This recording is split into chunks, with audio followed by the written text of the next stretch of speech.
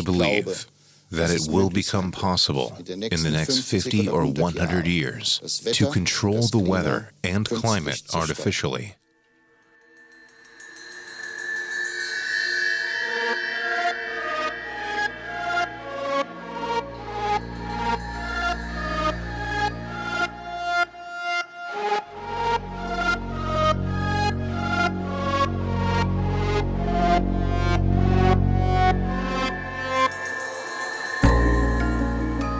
Tomorrow, the sky won't be a deep blue anymore. There will be more and more serious clouds. The contrails from airplanes will also become longer, and this indicates that warmer air is coming in from high altitudes.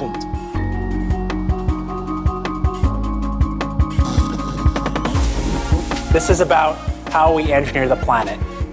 It's about the fact, an uncomfortable fact, but it is a fact, that we have the technical ability to do this.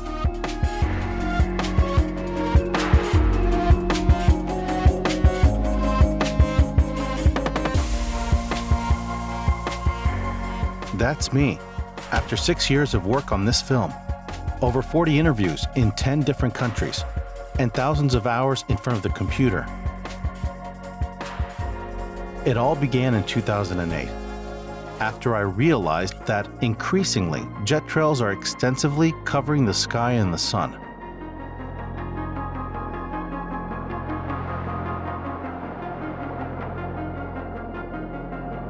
This was new to me, and I had the feeling that something is wrong.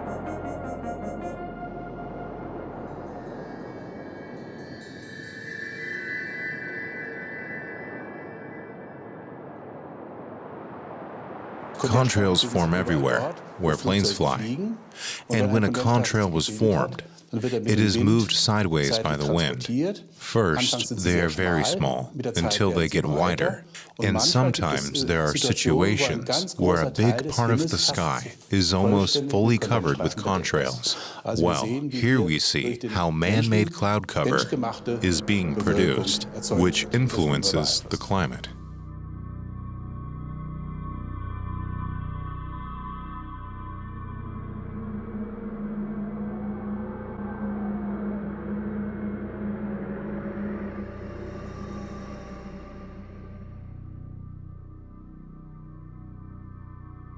In the internet, I read that these trails are not contrails, but chemtrails.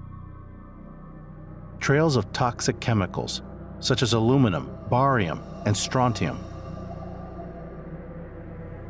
Whoever's doing this should be charged with a criminal act. That this could kill thousands, if not millions, of people.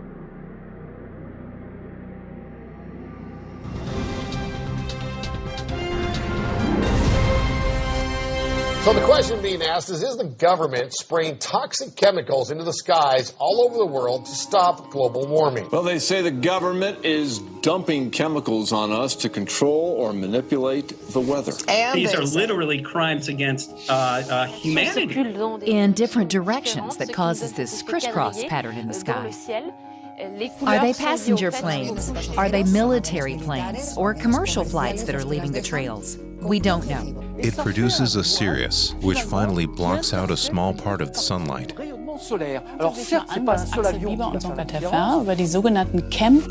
Poison. This is murder. This former FBI chief says a world government is behind the spraying. The reason, according to Ted Gunderson, they spray, and to make another round, they fly over our territory and continue to spray. Today again, there were contrails in the sky, and there are more and more people who believe that the U.S. is poisoning us, which is such a wild conspiracy. What? I hear a lot, but I have never heard about that. It is a wild conspiracy theory. Have a look. They call it chemtrails. It's complete nonsense. Chemtrails go from horizon to horizon, and they spread, and they crisscross, and they go next to one another, and pretty soon the whole sky is cloudy. And we don't know who's doing it. We don't know what it is they're putting into the sky. We think it's aluminum, barium, and strontium, but we don't know for sure. No one talks. They can't do that in the sky above us without the provincial and the federal government being aware.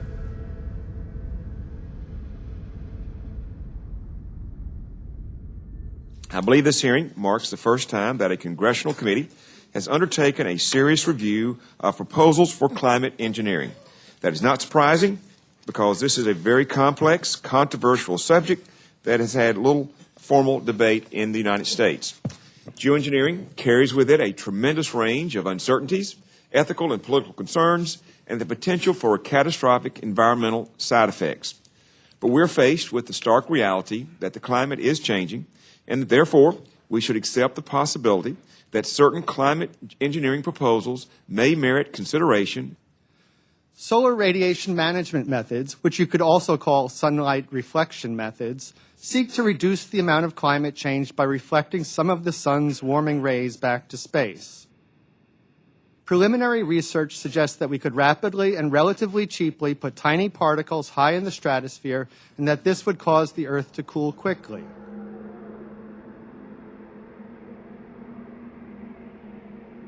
We could start doing it with airplanes and then figure out cheaper ways to do it down the road, but the actual cost of doing it will probably be, a few $1 billion at most, which is tiny compared to the size of the U.S. budget.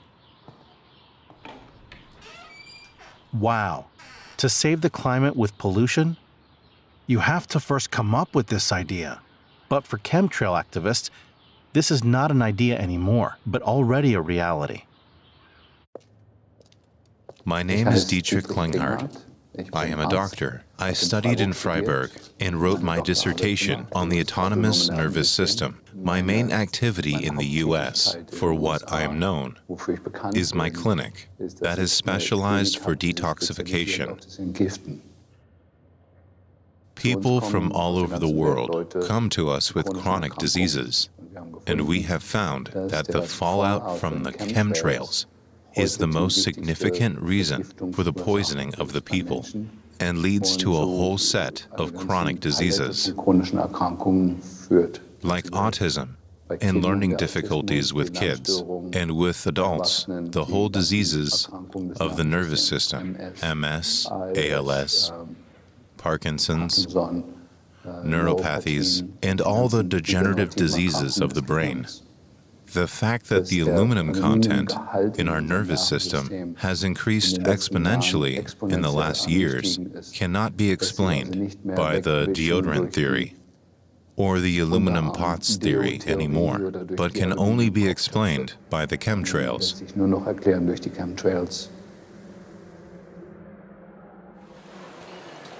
Nous arrivons à Bâle, gare terminus.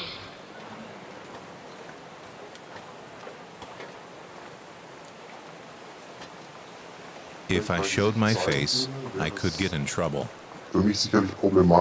because I don't know how far my airline is involved in this phenomenon.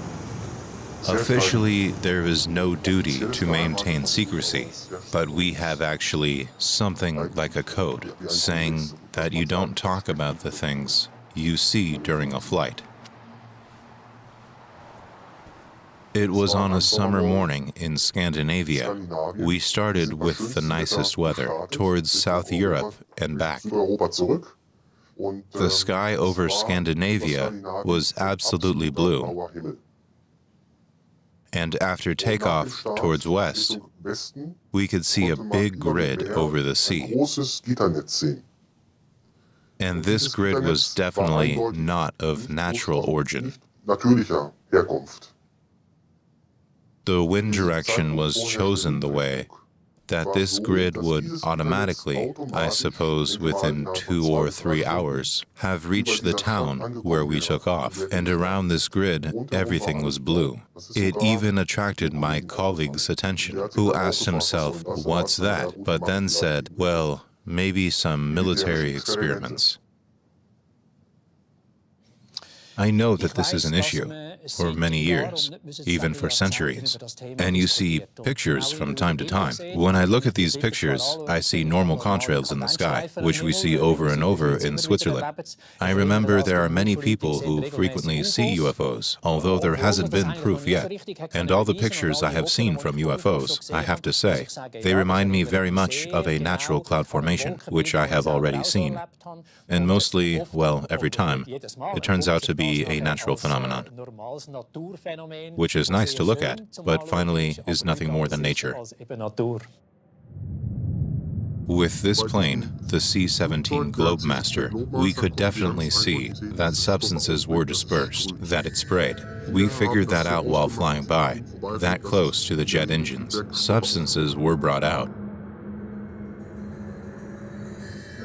And from this moment on, it was totally clear to me that the spraying is going on a large scale.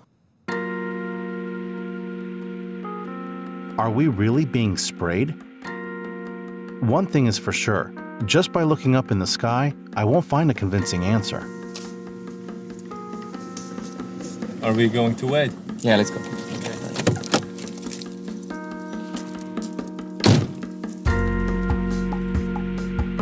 We went to meet Henry Schurch, a pioneer in skydiving, founder from Swiss Boogie, and specialized in high-altitude flights.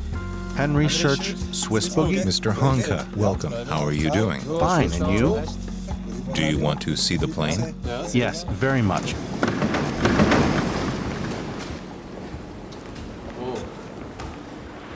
Here's the plane. Pilotus Porter PC-6. It goes up to 10,000 meters without any problems, but I would say we will go up to 7,600 meters to have the trails you are looking for. Hopefully. Then can we start to work?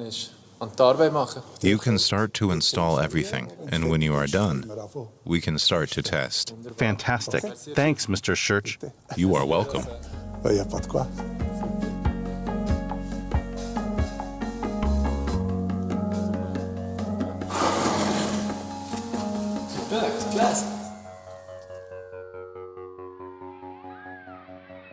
In the last 6 weeks, our Facebook group, which is called Chemtrails Global Skywatch, has been attacked by trolls and shills. And in case you don't know what a shill is a person who is hired usually by a government or a government contractor to go online and create fake Facebook accounts, fake blogs and websites, and spread disinformation. And they talk about chemtrails and geoengineering being a conspiracy theory and having no truth behind it. That is a disinformation website spreading lies. My name's Mick West. I'm 46 years old and I live in Venice, California. I'm a debunker. The chemtrail people seem to think that I'm some kind of government disinformation agent, so that I'm being paid to do this.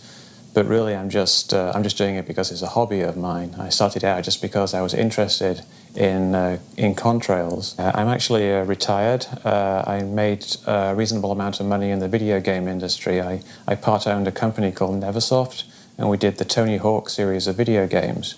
So we did very well there, and so I retired quite a few years ago, and I've just been having a lot of spare time since then. So I don't need the government to pay me. I'm just doing it because I find it fun and interesting. But I think it's becoming increasingly important to show that conspiracy theories are incorrect because they're getting in the way of dealing with real problems.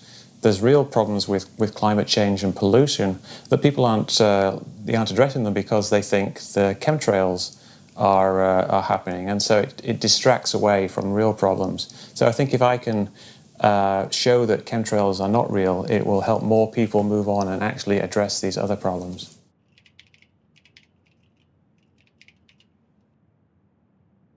People think that the trails that they see in the sky are not normal contrails and they are chemtrails. But really, when you get down to it, there's no real evidence that they're anything other than normal persistent contrails. And there's no real evidence that they've changed over the last 20, 30, 40 years. Like this book here is from 1980, and it tells you that contrails can persist for hours. There's older books from 1970 and 1960.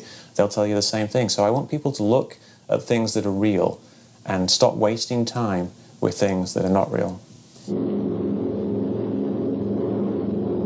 Higher and higher into the lifeless stratosphere, until the exhaust of the engines mixing with the cold, thin air condenses and streams the heavens with vapor trails. Contrails have been doing exactly the same thing since the 70s and before, and it wasn't at all unfamiliar back in the 70s. For example, in 1971, there was a congressional hearing on a new type of jet plane, and people's concerns were that it might increase contrail cover. And somebody at the hearing said, Godfrey, said he'd seen on hunting trips to the Colorado Rocky Mountains blue skies clouded over by jet contrails by 9:30 in the morning. And this was in 1971. However, someone else on the committee, a Senator Allott, said he'd lived in Colorado all his life without ever seeing jet contrails form clouds. So it just shows that there's this completely different perception depending on whether you're actually paying attention or not. Given the correct atmospheric condition, jet aircraft in high frequency can almost completely cover the atmosphere, visible atmosphere, with clouds.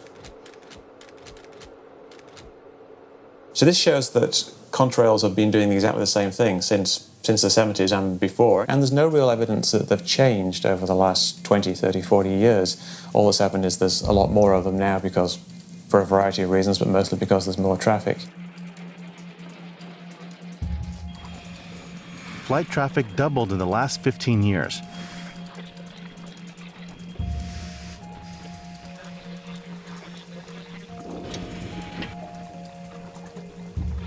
Every second a plane takes off somewhere in the world.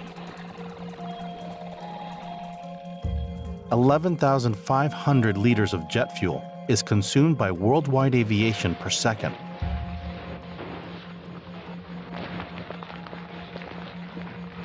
And in 20 years, flight traffic is expected to double again.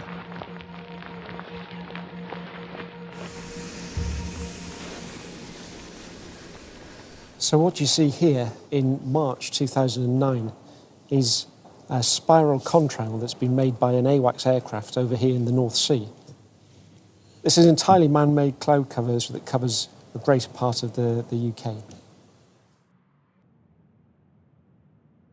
We have the first experimental indication that we can really prove that flight traffic changes the serious cloud cover measurably. 2011, I read in the biggest Swiss newspaper, contrails are real climate killers. A study from the German Aerospace Center found out that man-made cloud cover by flight traffic has a bigger impact on global warming in one single year than all of the CO2 emitted since the beginning of aviation.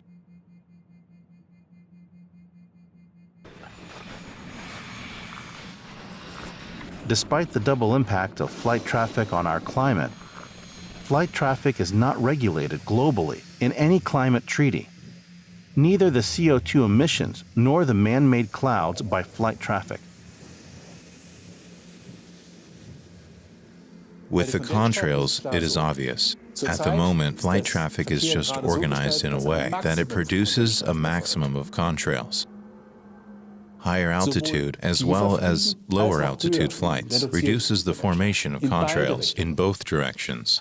One purpose of our research is to develop methods to control flight traffic in a way to minimize its current climate impact. And the idea is to avoid the formation of contrails. Therefore, you need to predict them, and for that reason, we developed a method. The method uses weather forecasts, general weather forecasts, and in these forecasts, it is calculated for the given flight traffic for single flights how contrails form. There are times and places on Earth where contrails cool. If you fly specifically where contrails cool, you cool the Earth. If at the same time you avoid flights where they warm, then you also cool. That's not geoengineering, since we don't want to solve the whole climate problem with flight traffic. But with changes in flight traffic, we want to reduce its climate effect. That's a different ethical situation. We don't change the world, but flight traffic.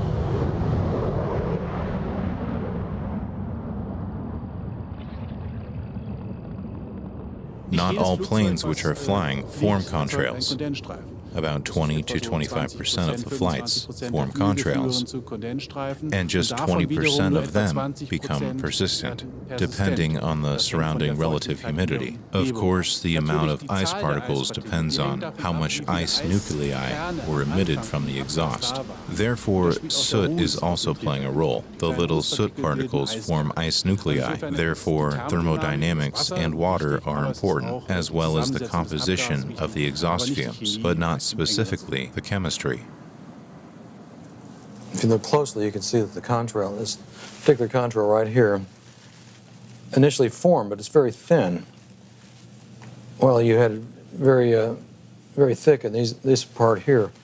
Well, see, it didn't last very long there. It dissipated immediately because that air was sinking. So it temporarily reached that saturation point, and as the air sank, it dried out, it got a little bit warmer, and it was no longer saturated, and the particles evaporated and did not grow. And that's why we don't see the line. And that's why you don't see the line. There's really no magic. Nobody's pressing a sprayer and turning things on and off. It's just nature's way of telling us that the air is sinking up there, or it's drier. So it's really based on a misunderstanding of what contrails are. People think that contrails disappear quickly, but really it depends upon the atmospheric conditions, and people just aren't aware of that. They just haven't paid attention to it before, and now they do, and they find something suspicious. But really, if you look into it, there isn't really anything there.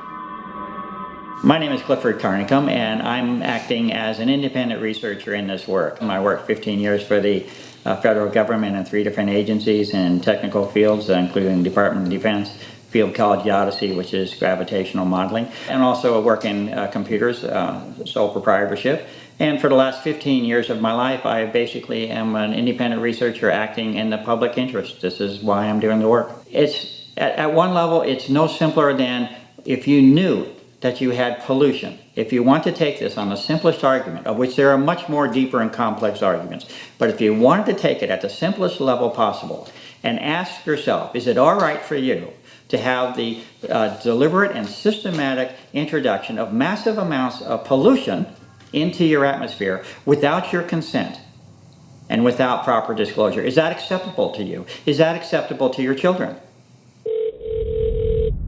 John Brandt. Good morning, Mr. Brandt. Wow, this is Amanda from Virginia. Hi, how are you? Hi, I've been trying to get a hold of you for months now. You guys are covering up chemtrails. No, we are not covering it. We have no reason to cover up chemtrails. Of course, you have every reason to cover it up. Every reason. It's called losing your job. What reasons would that be? Oh, well, you personally, you would lose your job if you were to reveal anything to me, and it's probably unsafe for you to even be speaking about this, considering the types of individuals you work for. It's not unsafe.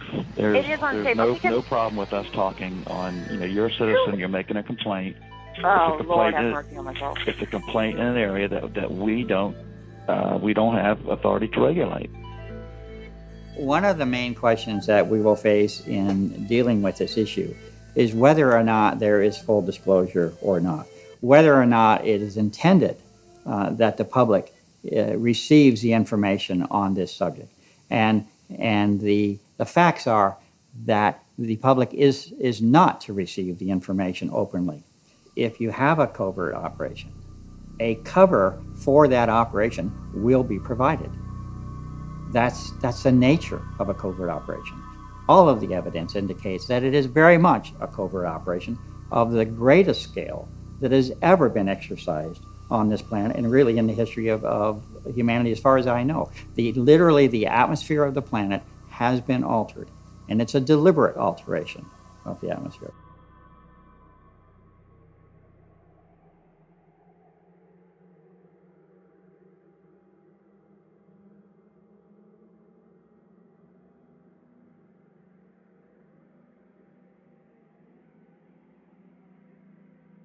This is a global operation and it affects everybody and every living thing.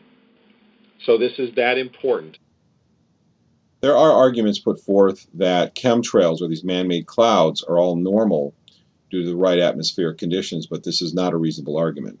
The fact is that the introduction of fine chemicals or aerosols into the atmosphere have a profound effect on cloud formation. Unfortunately, this is not taken into consideration by scientists to explain the phenomenon that we are all witnessing. Can particles influence the formation of clouds? I went to Geneva to visit CERN, where scientists study how particles and radiation influence the formation of clouds. We assume that there are man-made effects influencing today's formation of clouds through humans' direct introduction of various particles into the atmosphere, and these particles then serving as condensation nuclei or the formation of clouds, which influence the climate. Because the properties of clouds, how long they persist, and how much sunlight they reflect, that changes, depending on how much additional man-made aerosols are put into the air.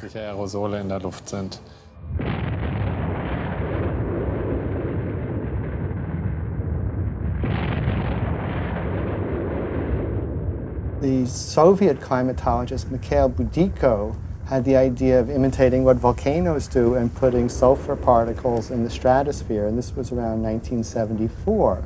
Then that was pretty much left on the table until the late 1980s when Edward Teller and his colleagues started introducing various geoengineering ideas.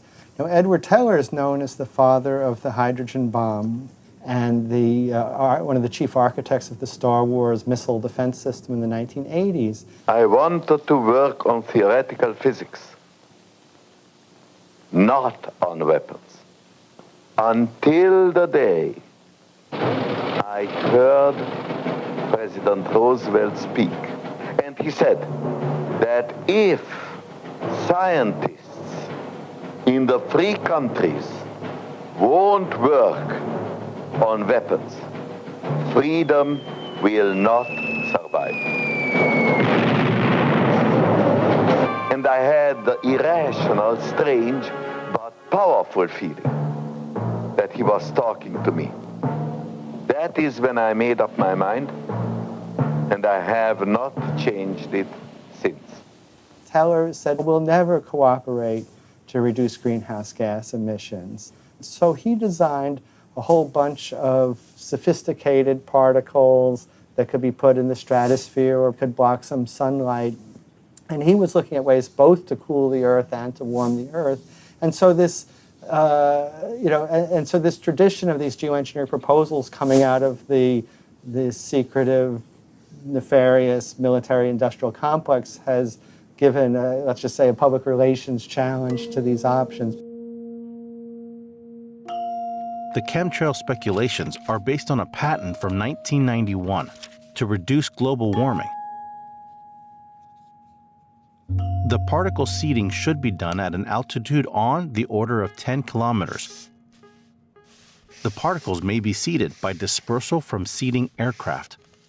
One technique may be via the jet fuel.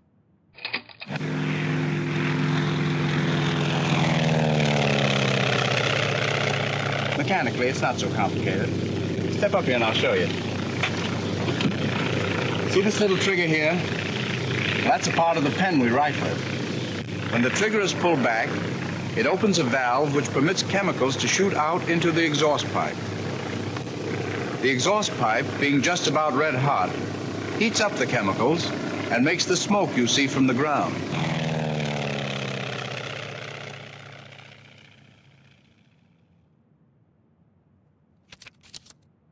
In 1992, the National Academy of Sciences recommended various geoengineering methods to fight global warming.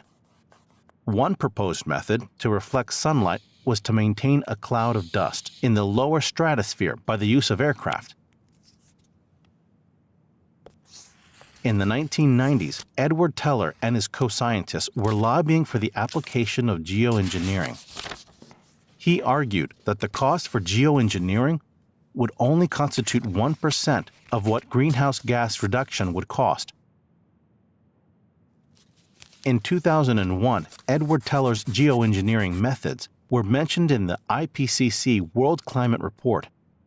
By reflecting 2% of the sunlight, we could emit twice as much CO2 till 2050. 5 years later, Nobel Prize laureate Paul Crutzen reintroduced the old concept of saturating the stratosphere with sulfates in order to cool the planet. From then on, geoengineering was no longer a taboo in science.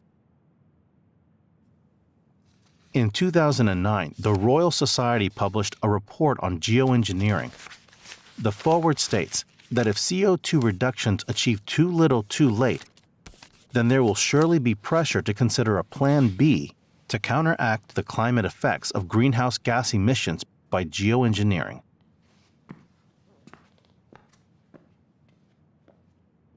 Already in the same year, in the scope of a field experiment, sulfate particles were officially placed in the atmosphere for the first time.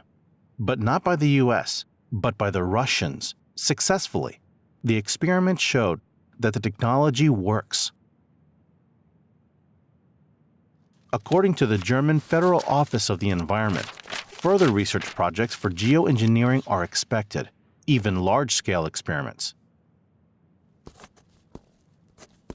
You ever look at those planes up there? They have contrails behind them. Maybe all those planes are the contrails. Maybe they're actually spraying chemicals into the atmosphere right now, and Uncle Sam isn't telling us. Seems extremely unlikely. That the United States is not telling something to its citizens? That seems extremely likely to me. Read the newspaper. I think they might have your idea already. Dr. Mister, thank you so much. David Keith, a case for climate engineering. Well, like I said before, it's possible to do. It's not rocket science to spray something out of the back of the plane. It would be very unlikely that they would do it. Like, what reason do they have to do something if they don't know what they're doing, and they don't know if it's going to work, and they don't know what the side effects are going to be? There's no reason for them to be doing it secretly.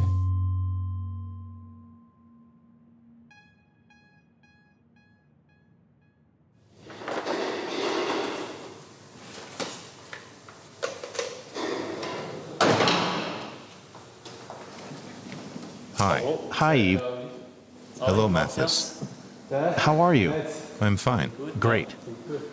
You brought the filter holder and the filters, didn't you? Exactly. They are in here. Here we have the two filters. One is the blind sample, and the other is the one which the air will pass through. Okay, no air will pass through this filter? Correct. This will also go all the way up. It will be placed in the plane and be flown, but no air will be passing through it to see what is really in the air. The filters are already mounted in the lab. We place them in the holders. In between here, they are hermetically sealed. The air will be absorbed here. Great. Then we have to put it right here. Exactly.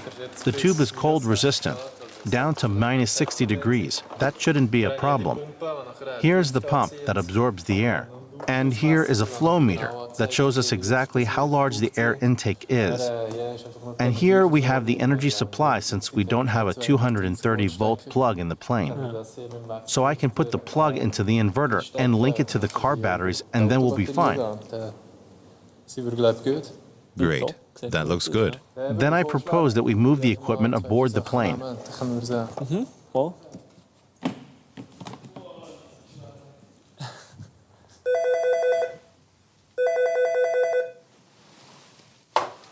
Reiklin? This is the reception. Your guest is here. Thank you very much. I'll just come down. Thanks. She will come immediately. That's nice. Thank you. I'm Rebecca Reiklin, Swiss Federal Office for the Environment. My function is that of the information officer. On the subject of chemtrails, requests from citizens have been quite numerous in recent years. There has been a little more calm around the issue lately, but there were also some political advances a couple of years ago. It is certainly an issue.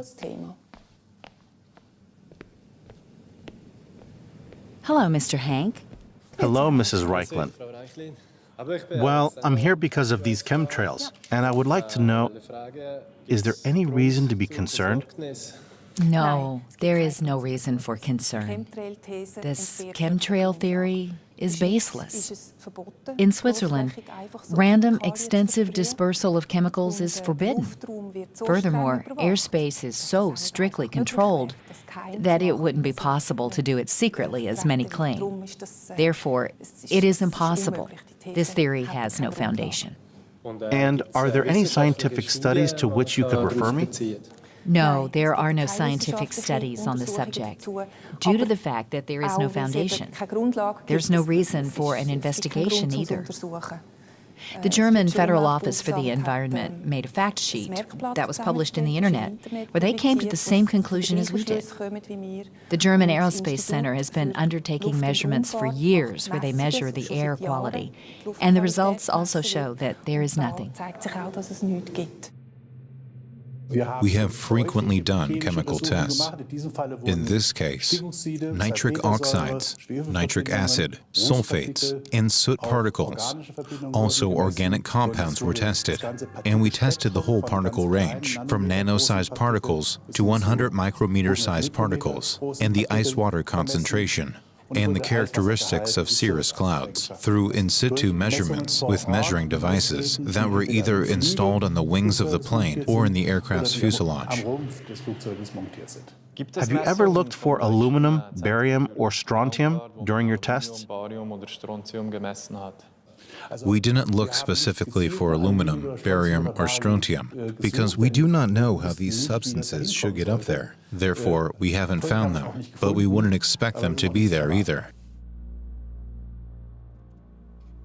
I was really surprised. The German Aerospace Center didn't test for the suspected chemicals.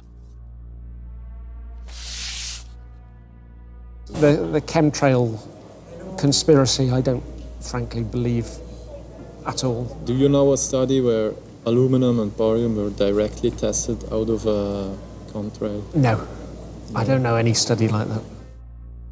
I would say it's not done. I cannot prove that it's not done. None of the leading institutions for contrail research did any testing for the suspected chemicals. While official authorities, the media, NGOs, and politicians, in terms of chemtrails, all refer to these institutions, it is hardly a surprise that from official side there are no indications of chemtrails, whereas chemtrails have not been disproven either.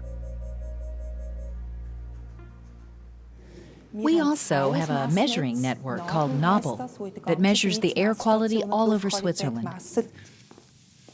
The chemical composition of fine dust is routinely evaluated by Nobel. Individual components are continuously determined. We limit ourselves to individual components that are of special interest in terms of air purity. Aluminum and barium are not measured within the normal monitoring. We conducted 2 extensive studies to determine fine dust sources.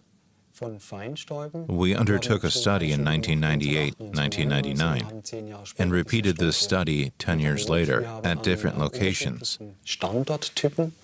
We conducted a detailed chemical characterization of fine dusts.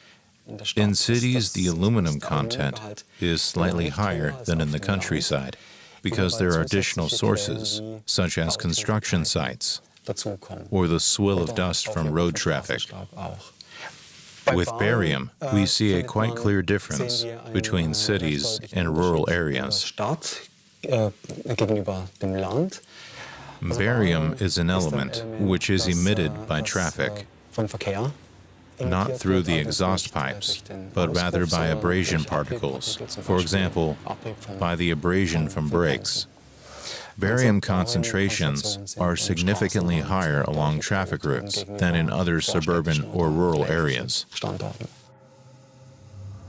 With flight traffic as a source of emission, we actually had to expect at ground level that spatially these emissions would be homogeneously distributed, but then wouldn't expect any strong differences between rural and urban locations if flight traffic was a main source. eine Hauptquelle wäre. We have neither the imperative nor any reason to measure the substances mentioned in this theory, simply because there is no indication that there's any probability of the theory being correct.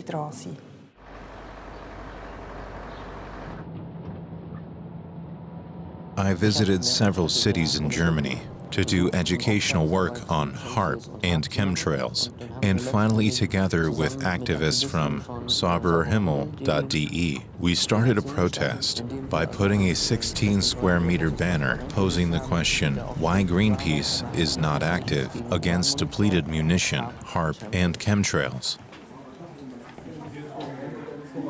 We have asked meteorologists and leading experts in these fields about chemtrails, and there was a consensus that they do not exist, that they are typical contrails.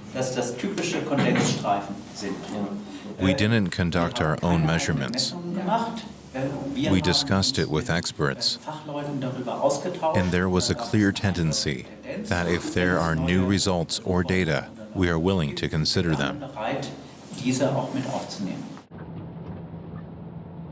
It shouldn't be that the media, politicians, the military, and also environmental groups don't do their own investigation, but blindly trust scientists who do not test for the suspected chemicals. That doesn't make any sense.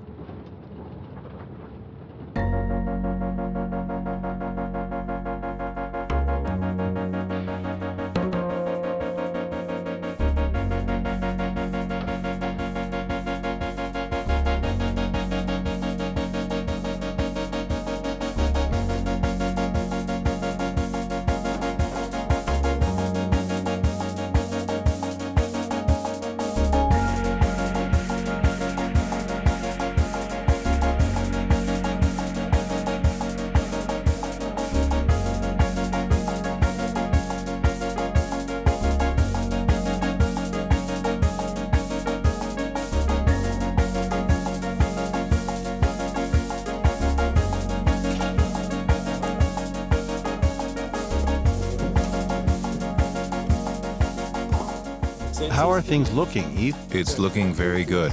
This filter is mounted. Cool. Yeah, it's fixed. And after the flight, we can easily dismantle it, put it into a bag, and then I can take it back to the lab, where we can analyze it. Perfect. Because someone has a patent, we're going to go out and ask someone to spend thousands, maybe millions of dollars on an aircraft program to go search for aluminum.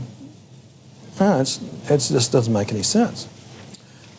I've interacted with chemtrail believers since about 1999, and I believe this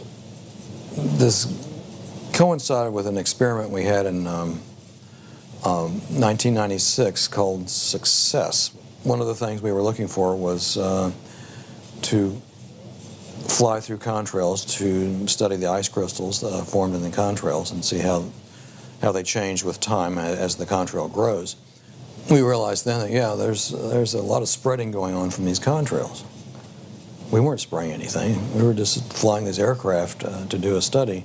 And for this experiment that I mentioned, the oval contrail, that was, the plane went back and sampled its own contrail. You know, just ice crystals. It's not anything, and they found it just like cirrus clouds. So it was not a thing. It just so happened that the next year this chemtrail phenomenon just went ballistic.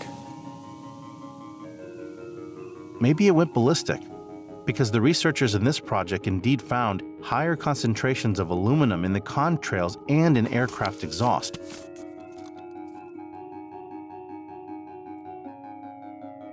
As early as 1994, scientists frequently detected barium, aluminum, carbon, and titanium in the vicinity of cirrus clouds over Colorado and Wyoming. They suggested that these elements were related to air transport sources. I asked myself, why were they looking for aluminum and barium back then, but not anymore since then? It is obviously not that absurd for these substances to be found at such heights. Sauberer Himmel, a German organization of chemtrail activists conducted 74 rainwater tests all over Germany. 43 of the samples contained aluminum. 54 of the samples contained barium.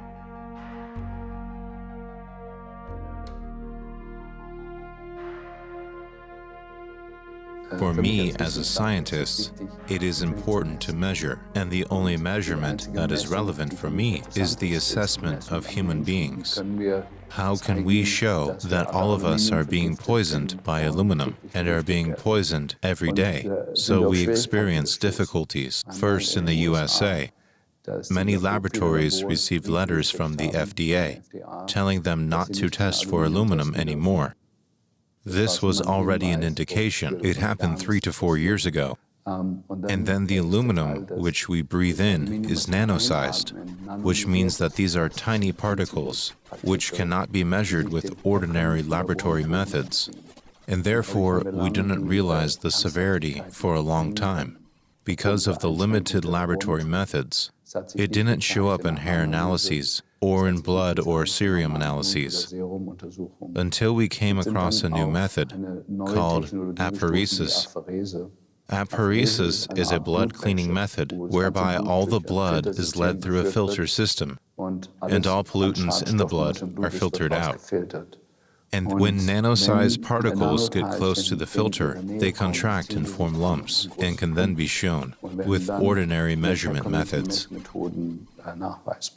Well, what we have found, we have sent over 200 patients overseas from the US, is that the aluminum content, namely the total physical stress from aluminum, is 100 times larger than from all other metals. Das mehr als das 100-fache höher ist als das von allen anderen Metallen.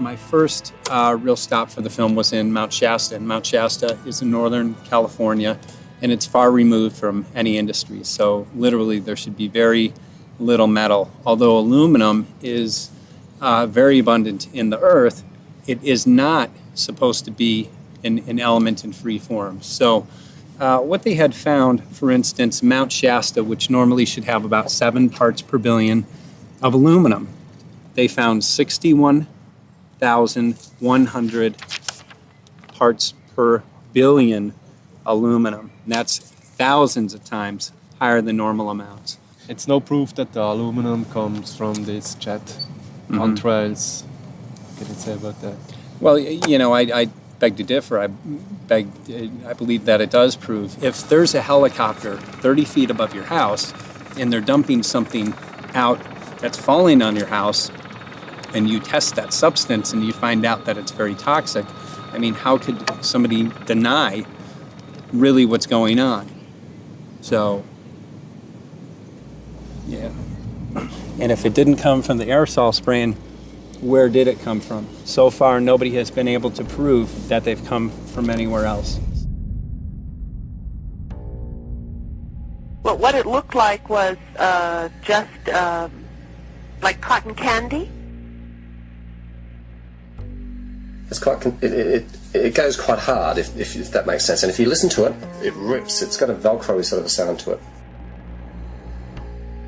They come in nanoparticles, and those particles make up what they call an array, meaning they go in a straight line, and they connect. La Côte d'Azur, sun, beach, and holidays.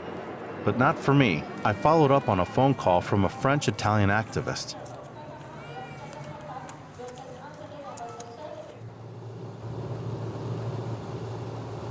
I think it is the duty of the authorities to give us answers, because we are doing the job that should be done by the authorities.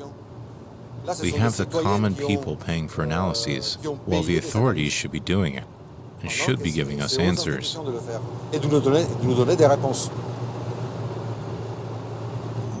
So far we have analyses from the rain, from the soil, but how to make the link to the planes?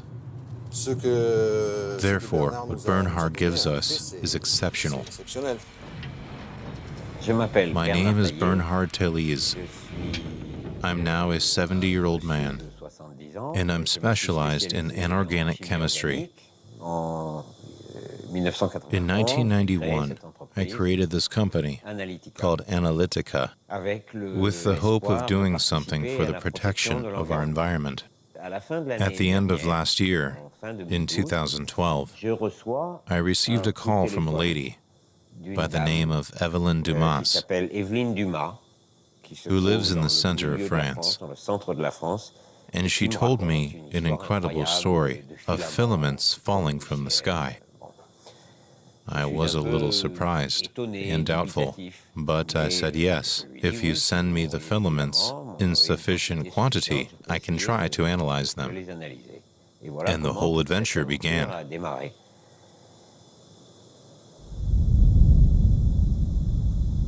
This is one of the first filament samples from Miss Dumas in the center of France. This is from the northeast of France, from a certain Mrs. Duclaude, with whom Mrs. Dumas communicated over the internet. This here is from the Lumpkin family, from another corner of France. And this here is from Mrs. Laxonaire, not far from here on the coast. After a month, I realized that the problem is serious. 4 different people from 4 different corners of France talking about the same thing, and who send me samples which seem very similar.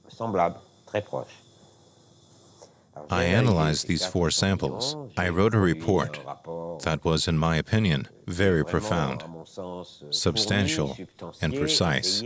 I still have some samples, and I'm willing to share them with my peers. I discovered that all contained a category of compounds known as phthalates. Today, 80% of all plasticizers used worldwide to produce PVC are phthalates. This big family of chemical compounds is divided into 3 major groups that differ in the length of the molecular chain, each with its own function. Phthalates with a very short molecular chain are typically used as solvents, whereas the others are used as plasticizers. Long phthalates are not harmful chemical substances and can be safely utilized. Short phthalates are classified as toxic to reproduction, and its reutilization is strictly controlled. Phthalates do not dissolve. They fall from the sky on the ground, where they should not be. Not at all. You have to imagine whole of France is covered with these filaments, so it is not negligible at all. We now know what is inside. We have known about the issue of aluminum and barium occurrence for a long time. Here the inorganic chemistry shows that there are still other pollutants. There is a problem. There is a problem.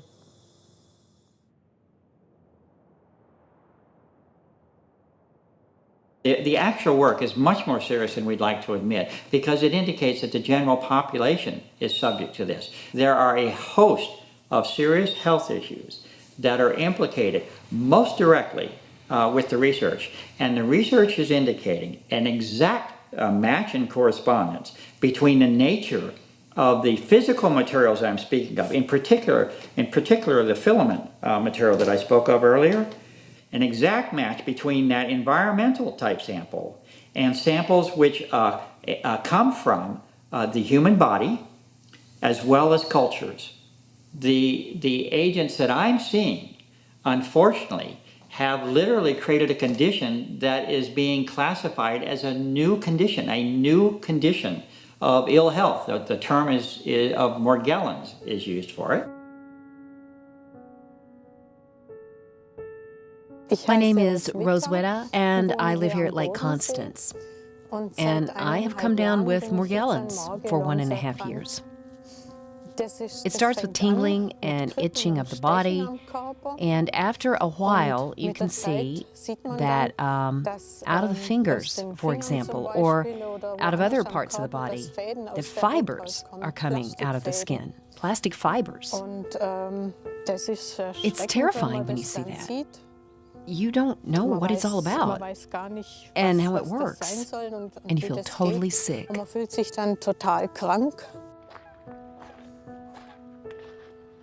The doctors always say that it doesn't exist, that you're crazy, and discount it as a delusional parasitosis and send you to the psychiatrist.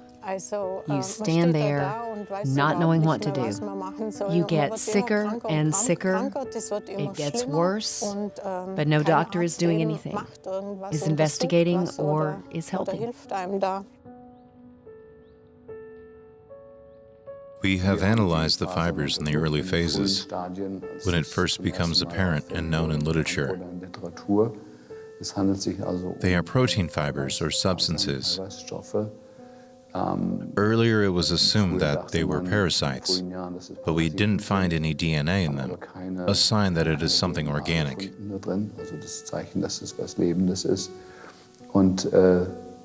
There are different theories where they come from.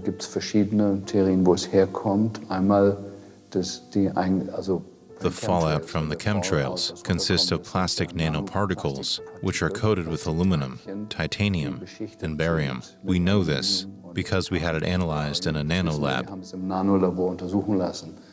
Every environmental authority could spend their money on that and make the identical assessment for about 10,000 euros. We suppose that the inhaled plastic particles are the cause of the Morgellons disease.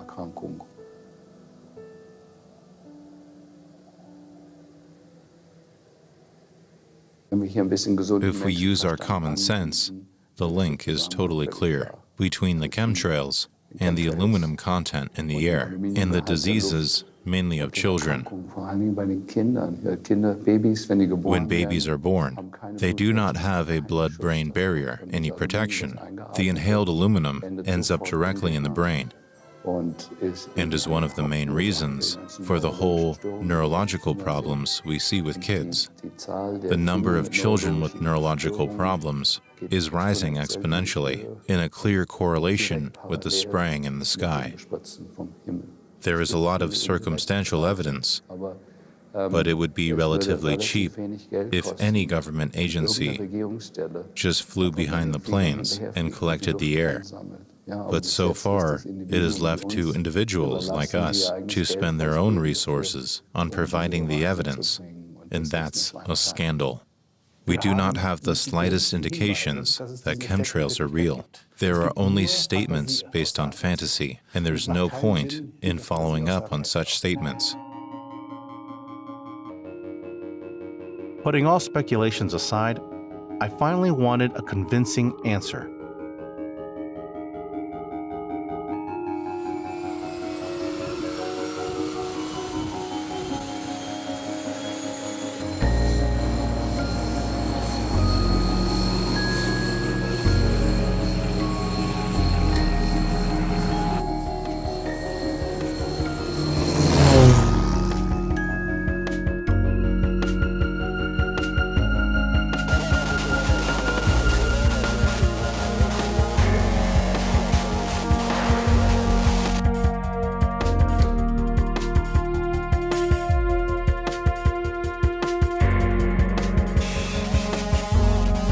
To fly into this trail would be good.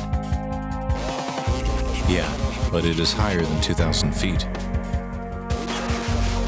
We check if that's possible.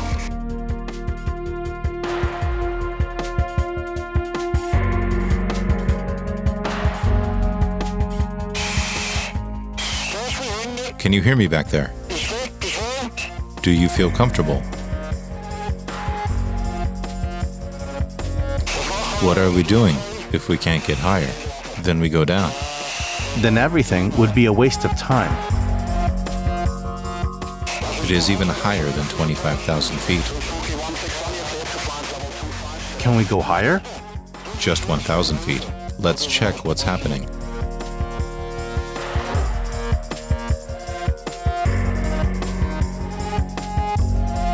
Here is nothing. We have to take a decision.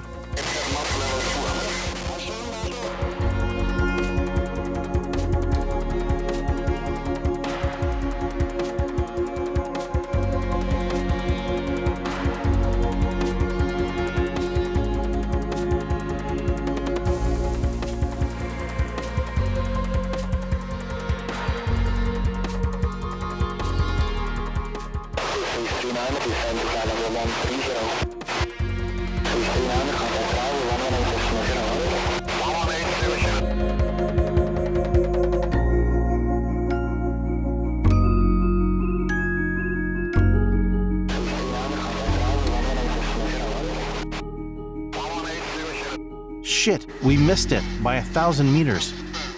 We have to get higher somehow.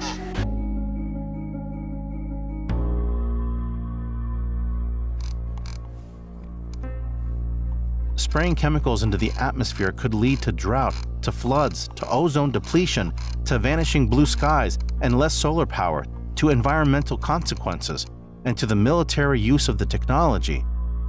But it might also save the planet. The Princeton mathematician Johnny von Neumann, in an article called Can We Survive Technology, wrote that climate control through managing solar radiation was not necessarily a rational undertaking. In his opinion, climate control could alter the entire globe, shatter the existing political order, merge each nation's affairs with those of every other, and lend itself to forms of warfare as yet unimagined. He compared climate control to the threat of nuclear proliferation. But if a powerful country decides our national interest is at stake and it's an existential issue for our country, so we need to do this, so we're going to do this. Our war on terror begins with Al-Qaeda, but it does not end there.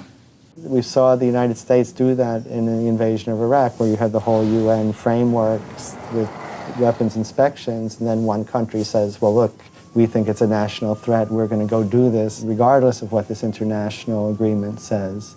And I think the same problem will arise again with these geoengineering options.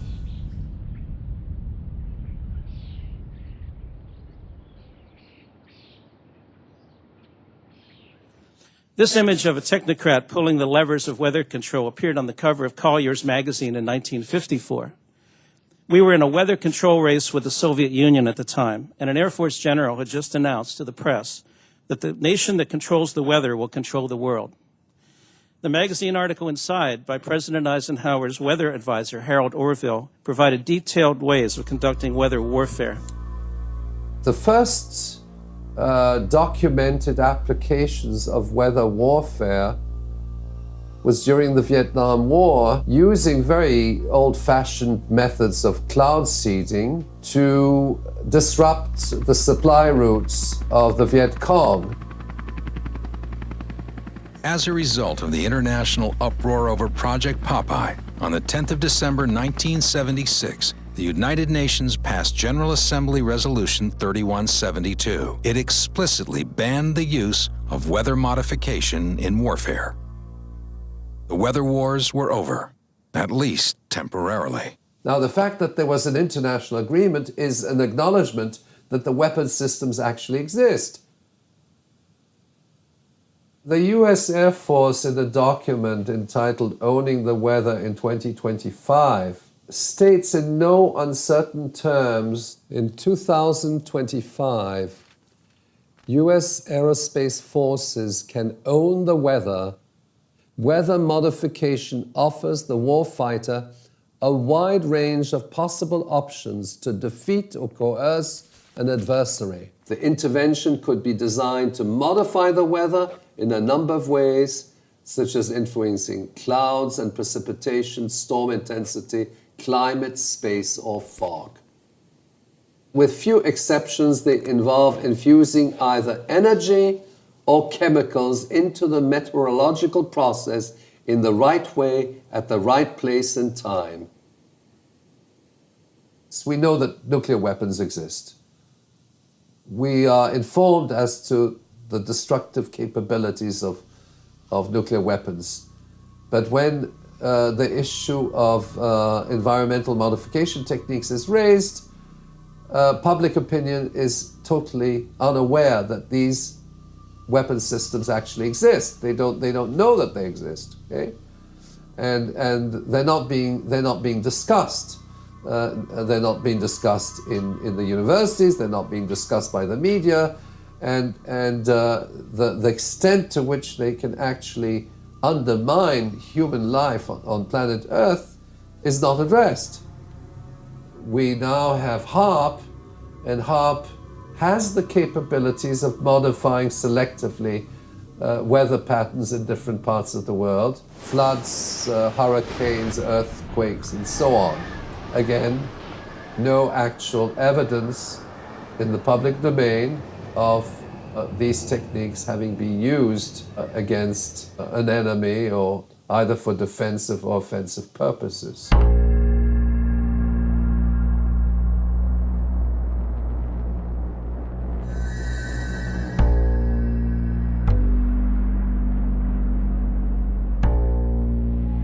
No nation, however large or small, wealthy or poor, can escape the impact of climate change.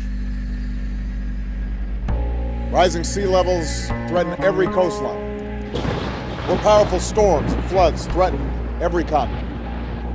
More frequent droughts and crop failures breed hunger and conflict in places where hunger and conflict already thrive.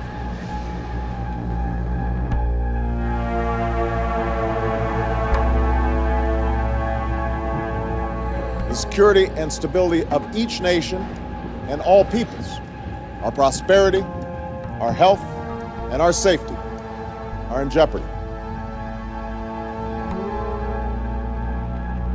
Each time the climate change conferences meet, there is a refusal on the part of climate specialists and scientists to actually address the issue of climatic modification and the use of climate for military use.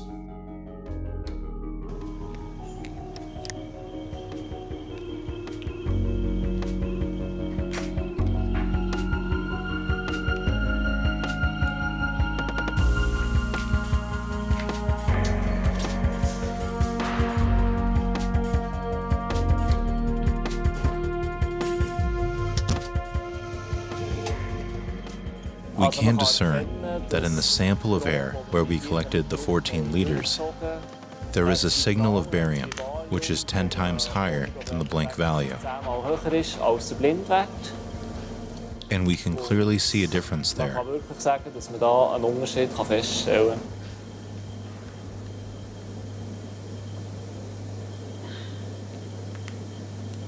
In the 14 liters of air, we detected 8 micrograms, which was in that filter. And if you calculate that, then you are approximately at 5 micrograms per cubic meter.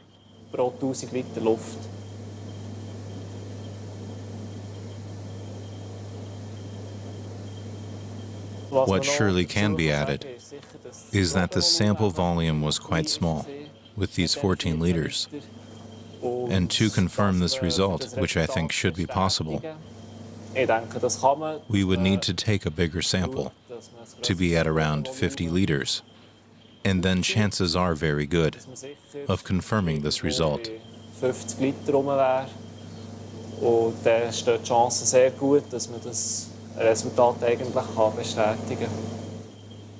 Finding barium despite such a small sample, even in this low concentration, surprised me. Because barium does not naturally occur in this altitude.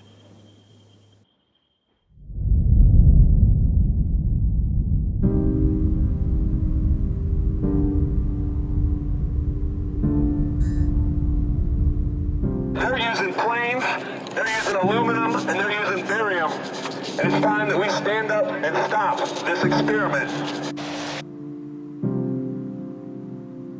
This is about our life. This is about the flora, the fauna. Everything on Earth is being affected. When are we going to wake up and actually understand that we are all one? Please inform yourself about what is happening to our children and our future. This is your planet too. All of those who don't believe, all of those who are critical of this issue, understand that there's a whole growing army of us out there, and we are attempting to warn the public.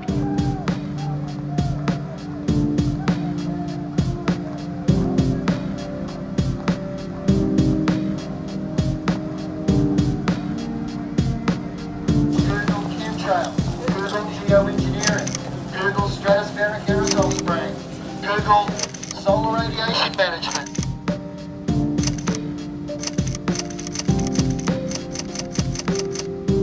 So let's save mankind. Let's save this planet before it is too late. This needs to stop. I just want the blue sky back that we used to have in the past, and not such white skies like we have currently. It's our sky, it's our sun, it pertains to everyone, you know what I mean? We need to be aware of this because it's death from above.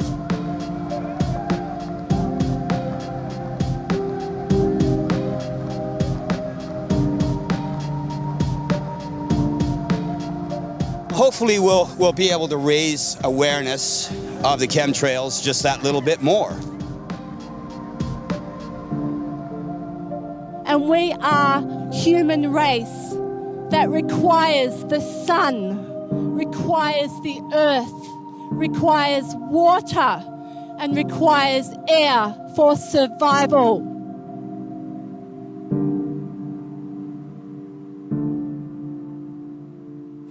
I welcome you here in the EU Parliament as a representative of the European Green Party, in my case as a representative of the German Green Party. With nuclear energy, with GM food, with geoengineering, they hope to save this planet. I think it always depends on an active civil society to reveal these things, to collect information, to warn of the dangers, to force governments to deal with this in honesty. And this experiment that has already been started, it is not that we only talk about research. Rather, it is already in use.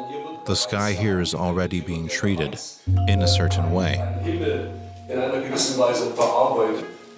And therefore I'm very glad that you are all here to deal with those impacts, with the consequences of geoengineering, with climate control, and with the prospect of handling climate change with geoengineering, that they could reduce the CO2 concentration, or that they could stop the acidification of the oceans. And at the same time, there is also a military interest in the technology. And therefore, I'm very glad that people are dealing with this. In the early years of my work, one of the things that I did was basically chronicle and document those parties that expressed an interest in my work. There is a paper on there, I believe the title is List of Visitors. It took place over a period of several months. It took place before certain security measures and firewalls have been put in place since then to basically protect that flow of information. There is a clear, documented interest at the highest level of government, congressional, on down, Pentagon, on down through all defense contractors, all health organizations, as well as media organizations, that they do and have demonstrated interest in the work, a rather serious interest in the work, it appears. The contradiction is that if any or all of these same entities are approached in a public fashion to address the issue, then there is no issue, is what we hear, and that everything is perfectly normal. And there is no interest, and there is no attention that needs to be devoted to the subject.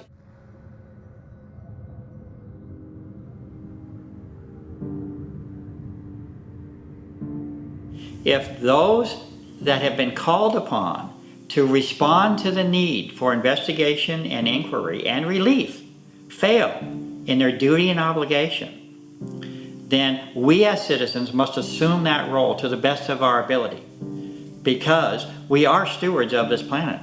We don't own this planet. We must care for this planet.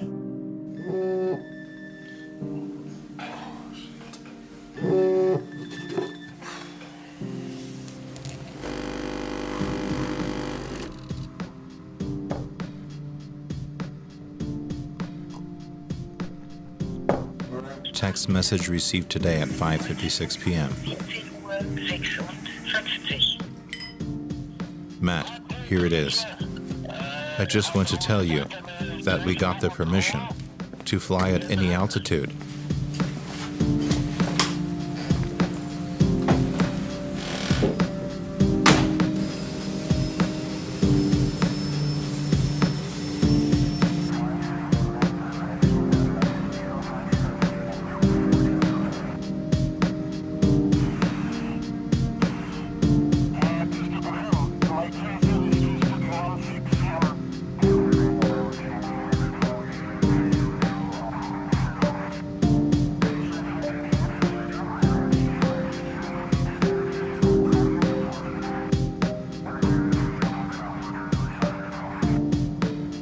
Ladies and gentlemen, I welcome you to this info meeting.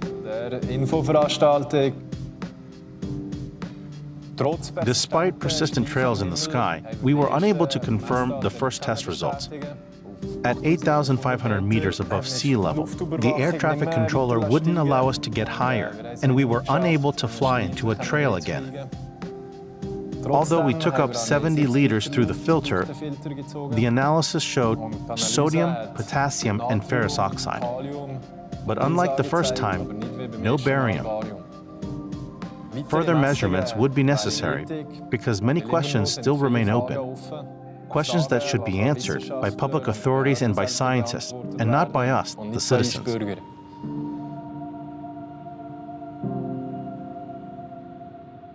What we know is that the phenomenon is real, and the question is, do we still want a man-made covered sky on allegedly sunny days? As for myself, not for a moment more. Therefore, I think it is time for an official and independent scientific investigation.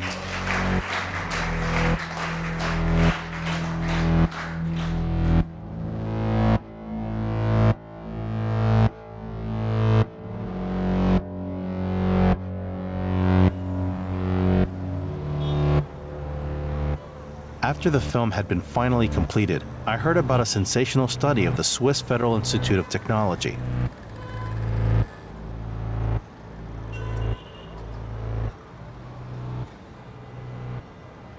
My name is Ulrich Lohmann. I'm a professor for atmospheric physics here at the Swiss Federal Institute of Technology, and my special field is clouds. We know that flight traffic is growing by about 5%, and because flight traffic increases, it is also important to perform measurements of aircraft engine exhaust. We know that aircraft engine exhausts contain soot and particulate matter, but we actually wanted to know the chemical composition, and such measurements are very rare. 2 years ago, we had the possibility to measure aircraft engine exhaust at Zurich Airport, together with the Federal Office of Civil Aviation. And there, we could basically measure the chemical composition of aircraft engine exhaust from certain turbines. And what we found were mainly soot particulates, pure carbon that is also emitted by cars. But we also found metals. In the aircraft engine exhaust, we detected 16 different metals. Among others, we also found aluminum and barium. And as I said, they come from the kerosene, from engine lubricant oil, and aluminum can also come from the turbines.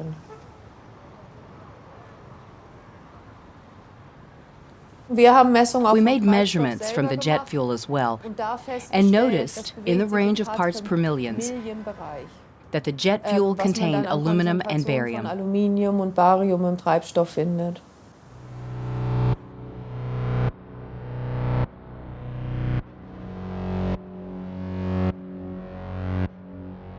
Aluminum and barium in the jet fuel?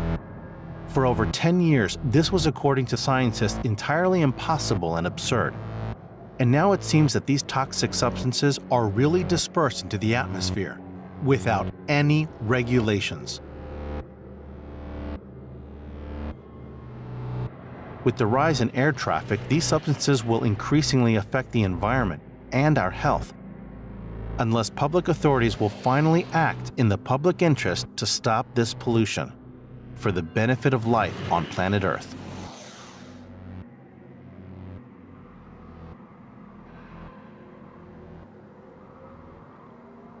It is in any case urgent to regulate aircraft engine exhaust.